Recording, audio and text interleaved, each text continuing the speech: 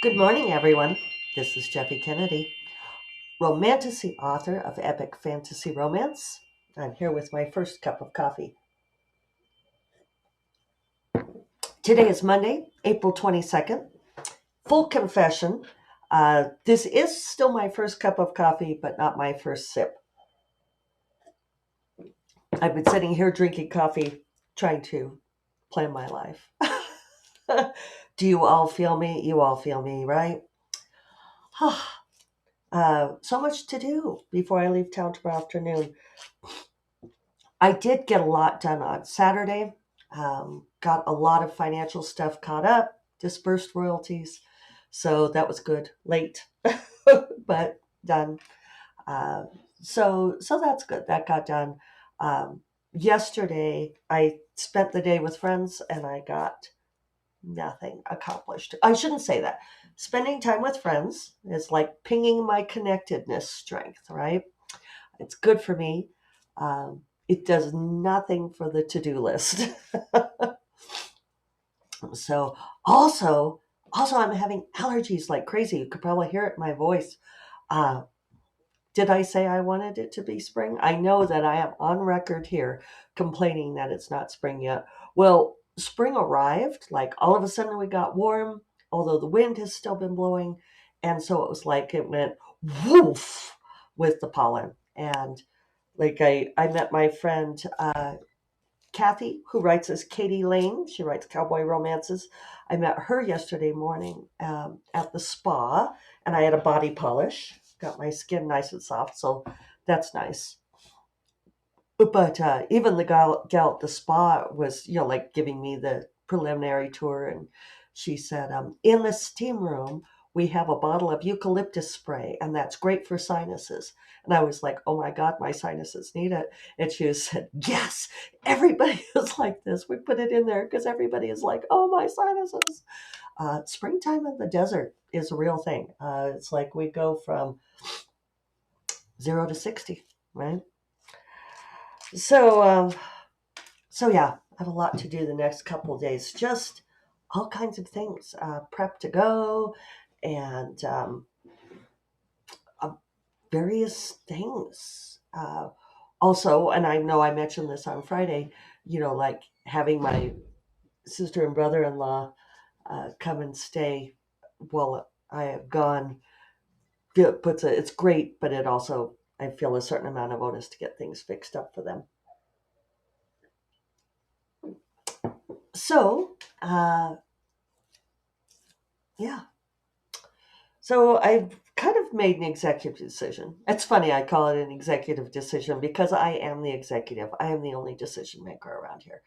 Uh, but I am not going to try to get much written on the book today or tomorrow. Um, huh. I may not even try while I'm at a Polycon. We'll see. I do have a couple of free mornings, so I could maybe get back into the writing routine. I might try to do that. But I fly out very early Wednesday morning. And at this point, writing on the plane sounds like a lot. I'm just going to play it by ear. But anyway, I've decided to take writing off the table for the next 2 days because I have several things that I have to get done. Several, she says. Lots. You may have noticed that the cover reveal for Reluctant Wizard hasn't happened yet today. Those of you watching on video did get to see my little highlight on the phone. One of the things I was supposed to do this weekend, or maybe Friday, maybe Saturday, was to get the BCC, the back cover copy, written for Reluctant Wizard, which I have not yet done, and set up the pre-order links, which I have not yet done. And those things have to happen if I'm going to do a cover reveal. So I asked Corrine, assistant, to put this off a day, and we're going to do cover reveal tomorrow, and I'm going to get those things done today. I didn't get my blog post written for SFF7 yesterday, so I'm going to get that done today, and a bunch of other things. So many things. But I have a schedule, I have a plan. That's what I was doing, sitting here paging through. Uh, I made a schedule for today to follow to try to get some of these things done. Um, I've been accused, and for the first time it was in graduate school. Some of you know when I was getting my PhD in neuroscience, or attempting to, ended up with a master's, cut bait and left. But I had a big blackboard over my, or green board, I don't know, what do we call them anymore? You know what I'm talking about, the thing that you write on with chalk, over my desk in the lab. And I had drawn a big calendar with all of my classes and the classes I was teaching and the things I needed to get done, and gotten it all organized. And this one professor, who looking back on it was quite the harasser, but he came by and was looking at it, and he said, "Well, that looks like displacement activity to me." And you all know, as a mentor, I am often advising people to beware of displacement activity. Displacement activity is a thing, particularly if you are doing something like lots and lots of world building instead of actually writing the book. And why is my elbow bruised? Don't you love it when you discover, like, oh, this spot is sore? Uh, Complete non sequitur there. Apologies. So, so yeah, there can be displacement activity. But oh, I think I have a cat who needs in. Hold on. Killian did want in, and now he's visiting on screen. If you were on video, you could see his big tufty ears as I am taking his collar and harness off of him. He has to wear those to go outside. There we go. Don't step on the keyboard. Yeah, what a good boy you are. Uh, yeah, he is a good kitty. He's my little lion boy. So, sorry, I got completely distracted there. Oh, displacement activity. Distraction is not the same. Displacement activity is when you need to be putting your energy into one thing and you decide to instead put it into something else that is not the thing and not productive. There you got a nice shot of Killian's fluffy butt. Happy Monday. Happy fluffy butt Monday. Um, so I think that reorganizing the to-do list, I've talked about that a few times throughout the last year or two. A friend of mine told me that she had read, like someone who was good at organizational stuff, saying that you should never move things down on your to-do list, that you should try to set up your to-do list so that you can get everything done on that day. And I'm trying to keep this tail out. Uh, and that you instead have an ongoing list of things to draw from, like if you have extra time, like whoever has extra time. Now I have cat hair in my face. uh, and I don't think that that works for me. I tried doing that, and instead my ongoing list became kind of the abyss of things that I stopped thinking about. um, Sorry, this cat has just decided that, I think because I was gone all day yesterday, he's decided that I need to be paying attention to him today. As one of you faithful listeners said to me once, that one thing you had learned from my podcast, which I kind of love, is that sometimes cats happen. And here we are with cats happening. And paying attention to your cat is important, right? Yeah. Pinging that connectedness button. So it's a push pull for me on yesterday, that it was a very full day of spending time with people. It was relaxing. It was stimulating. It was good for me to have these connections with people, and and I have to remember that that's just as important as getting things off of the to-do list, right? But the to-do list is eternal in a way. So anyway, I do think that organizing the list is helpful to me. I know it takes time, it takes energy to do it. If I'm constantly doing it, I can see that it's a problem. But I think that yeah, it helps me to make a schedule. It helps me to prioritize which things have to get done today, and in what order. And I plan my errands so that I'm going on my errands in the most efficient order, and kind of know my time schedule for doing those things. So, um, yeah, that's where I'm at. Um, and with that is the plus side of pushing the book off to release day of June 30th is that now I do have lots of time, though I need to not squander that time. And yeah, um, I was thinking I was going to tell you all something. You know, after spa yesterday, my friend Katie Elaine and I had lunch and talked about writing and marketing and all of those things. Uh, and so a couple of incidental things. She was talking about that she can't get a BookBub featured deal to save her life. She keeps trying, but she's been trying with First in Series that she has perma-free. And so, this is like the deep dive into industry stuff. But I advised her to try it with books that have not been previously discounted. I think we have a much better chance of getting a BookBub for like a special sale, a special discount, or a special going to free. So,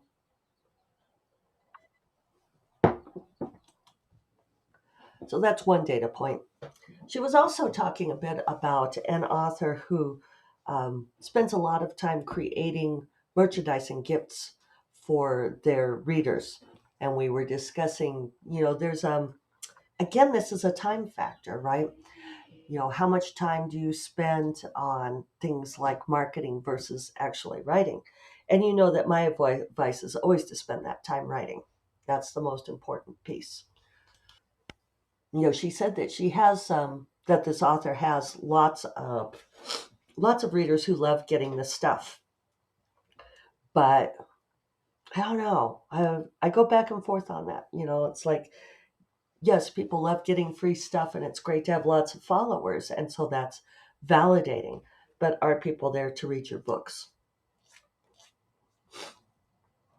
Um, she said something else interesting, that she's got a different model for working now, a different model than I do. And, I'm very big on my mantra: figure out what your process is and own it. But it's always interesting to hear what other people are doing.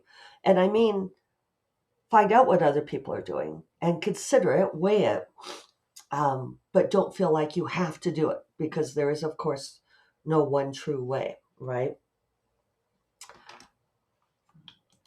But she has been spending a lot of time with grandchildren and children, adult children.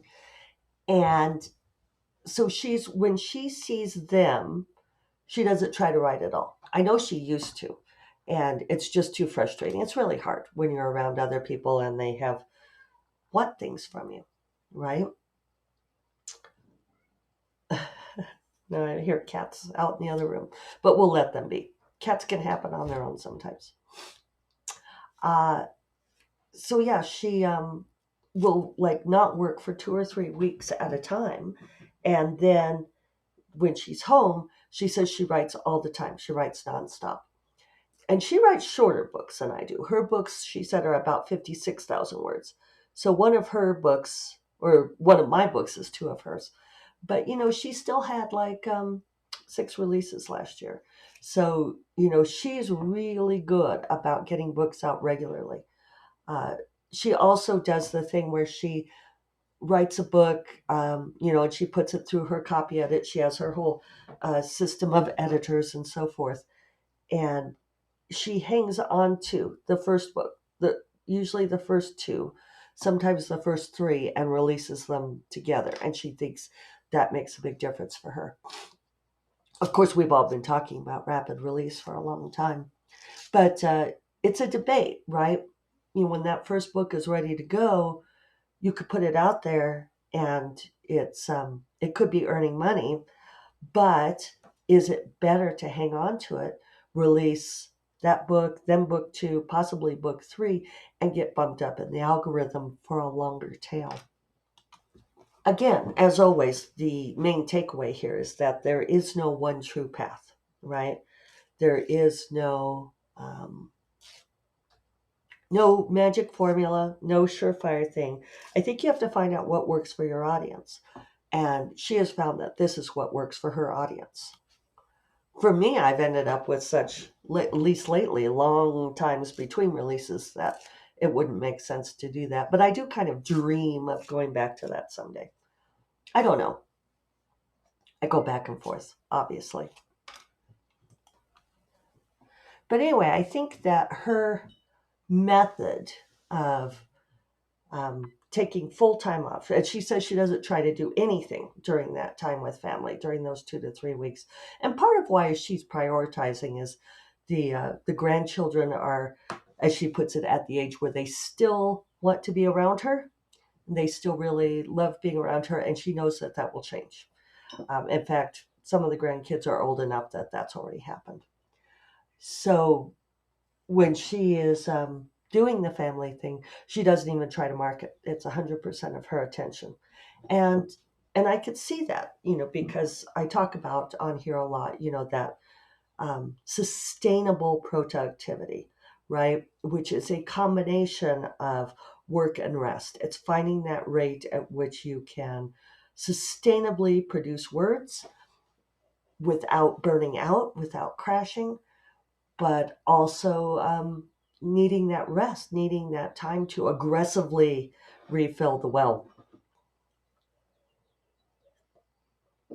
And for those of you new to that term, I've been talking about that well refilling is something that we think of that's kind of passive, like if you just sort of allow it to happen, which I think if you're really working hard to create, especially if you have a lot of stress in your life, if you have a lot of things going on in your life, a lot of demands, then you need to, it's not enough just to allow the groundwater to seep in and fill the well. You need to do this aggressively. You need to go out and fill buckets and bring them back to the well and fill up the well with it. Um, and, figuring out what refills your particular well is really important. So, yeah, I'm just going to try to get all these business things done. Business and family and financial and all the things. So, I probably will not podcast on Friday. I always intend to. I always threaten to do it from the conference, but then I don't. But if you are at a Polycon, please come by and say hello. Would love to meet you. Tell me you listen to the podcast. Um, and of course, I would say come anyway, even if you don't listen to the podcast, but I'm not talking to those people, am I?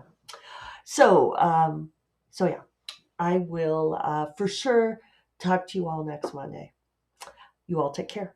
Bye bye.